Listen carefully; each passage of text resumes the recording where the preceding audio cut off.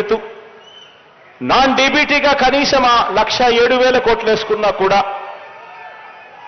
ఆ 3,55,000 కోట్ల రూపాయలు 5 సంవత్సరాల కింద లెక్కేసుకుంటే దాదాపుగా 70,000 కోట్ల రూపాయలు చాలా కష్టపడితే మీ బిడ్డ ఖర్చు చేయగలుగుతా ఉన్నాడు. కానీ ఈరోజు చంద్రబాబు నాయుడు గారు అంటాడు ఈ 6 కాదు, ఈ 6కు శాంపుల్లు మాత్రమే అని చెప్పి. ఆశ్చర్యం ఏమిటో తెలుసా? మీ బిడ్డ చేస్తా ఉన్న ఈ మంచి కార్యక్రమాలలో కొన్ని కార్యక్రమాలు, మీ బిడ్డ చేసే కొన్ని కార్యక్రమాలు ఎవరికైనా కూడా టచ్ చేయడానికి కూడా ధైర్యం సరిపోదు.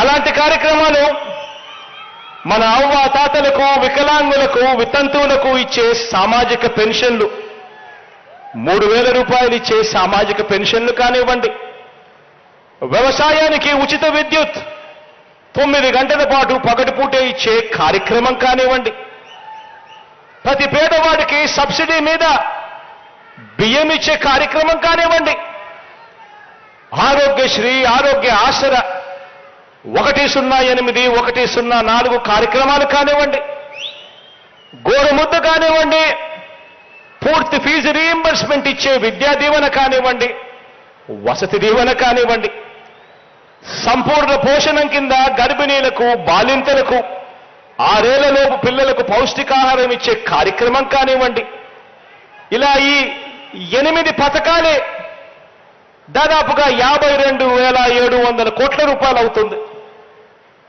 ఎవరైనా రద్దు చేయాలన్నా చెయ్యి కూడా వెయ్యలేని పథకాలు ఇవి. మరి ఈ 52,700 కోట్ల రూపాయలు ఈ పథకాలకు తోడు చంద్రబాబు చెప్పిన 6 పథకాలు, చంద్రబాబు చెప్పిన 6 స్కీములు, అవి కూడా కలిపితే ఆ 6 స్కీములకు అయ్యే ఖర్చు 73,000 కోట్లు. ఇలా టచ్ చేయలేని స్కీములు మరో 52,000 కోట్లు. మొత్తంగా 1,26,140 కోట్ల రూపాయల లెక్కలు తేలుతా ఉన్నాయి. ఆలోచన చేయమని అడుగుతా ఉన్నా. మరోవైపు మీ బిడ్డ సంవత్సరానికి 70,000 కోట్ల రూపాయలు ఇచ్చే కార్యక్రమం కూడా చాలా కష్టపడితే వ్యవస్థలో విపరీతమైన మార్పులు తీసుకొస్తే, ఎక్కడా కూడా లంచం అనేది లేకుండా చేస్తే, ఇంతగా పారదర్శకత చేస్తే, కష్టపడితే 70,000 కోట్ల రూపాయలు ఇచ్చే పరిస్థితి మీ బిడ్డ చేస్తా ఉంటే, గతంలో ఏమీ చెయ్యని ఈ వ్యక్తి, ఏ స్కీము పెట్టని ఈ వ్యక్తి, ఏ మంచి చెయ్యని ఈ వ్యక్తి, గత చరిత్రంతా కూడా మోసాలకే పరిమితమైన ఈ వ్యక్తి ఈ రోజు మీ బిడ్డ 70,000 కోట్లు ఇస్తా ఉన్నాడు సంవత్సరానికంటే, లేదు కాదు 1,26,000 కోట్ల రూపాయలు నేను ఇస్తాను అని అంటా ఉన్నాడు అని అంటే, ఆలోచన చేయమని అడుగుతా ఉన్నాను. ఇది అయ్యేదా? మళ్ళీ మోసం చేయడం కాదా అని ఆలోచన చేయమని అడుగుతా ఉన్నా. రాజకీయాలలో ఎప్పుడైనా కూడా ఒక్కటి గుర్తుంచుకోండి. ఎందుకనంటే మీరంతా కూడా రేపొద్దున బావి లీడర్లు కావుతారు.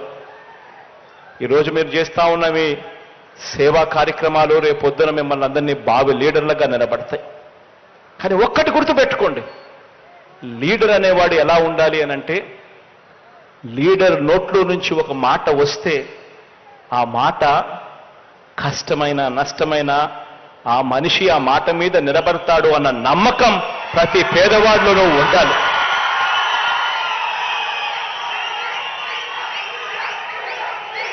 ఆ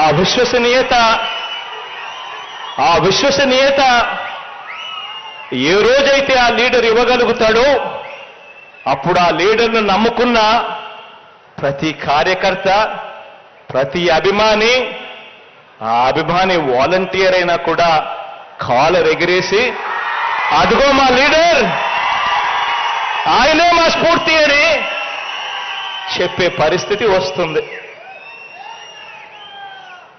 ఈరోజు